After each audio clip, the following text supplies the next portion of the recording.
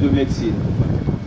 Le comité de gestion de l'université officielle de Mbuji-Mayi a consacré la journée du vendredi 11 octobre 2024 à la présentation et inauguration des nouvelles infrastructures construites sur fonds propres de l'université. Cette journée a débuté par l'inauguration des 6 nouveaux auditoires dans la concession des cliniques universitaires ex-Bobi-Ladawa, destinées à la faculté de médecine.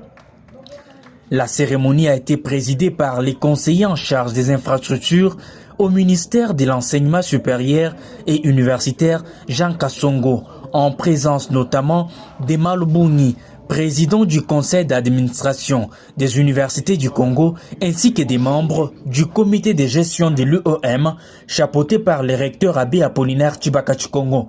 Pour témoigner sa sollicitude tutélaire à l'UEM, que son Excellence Madame la Ministre de l'ESU m'a-t-elle chargé de prendre une part active à la présente cérémonie d'inauguration des 10 auditoires et d'exprimer haut et fort à cet effet son admiration et sa gratitude profonde à son Excellence Monsieur le Président de la République, Félix-Antoine Tshisekedi Tshilombo, pour les efforts immenses et constants que celui-ci déploie au quotidien dans le but de moderniser les infrastructures de la ville de Mbuji-Mayi et celle de l'université officielle de Mbuji-Mayi, à laquelle il attache un vif intérêt de par sa qualité de grand chancelier des universités de la République démocratique du Congo. Après la coupure du ruban symbolique, s'en est suivi la visite de ces nouveaux locaux, dont chacun a une capacité d'accueil d'au moins 350 étudiants. L'inauguration également de la nouvelle guest house, baptisée Village Moïse Kambayi Bin Mukanya pour les visiteurs et une librairie, a constitué la deuxième étape de cette journée.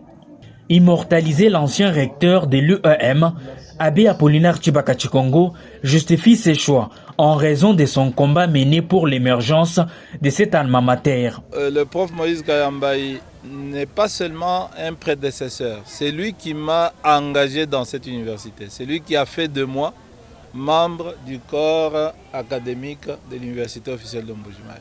Donc je considère que, si je peux dire, c'est mon père, c'est lui qui m'a mis au monde à l'université officielle de Mbuji-Mayi.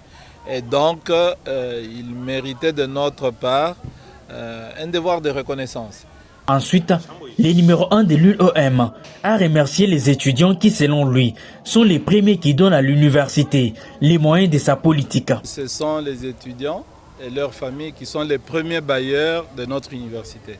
Et comme vous le savez, sur l'enveloppe que chaque étudiant donne à son université, 30 $ sont consacrés au financement des œuvres propres, quoi. Alors pour une université qui a presque 10 000 étudiants, c'est des fonds suffisants s'ils sont bien gérés pour pouvoir faire ce qu'on est en train de faire. Ces multiples œuvres qui continuent de poser les comités de gestion Tshibaka s'inscrivent dans le cadre d'améliorer davantage la qualité de l'enseignement au sein de l'université officielle de Mbuji-Mayi.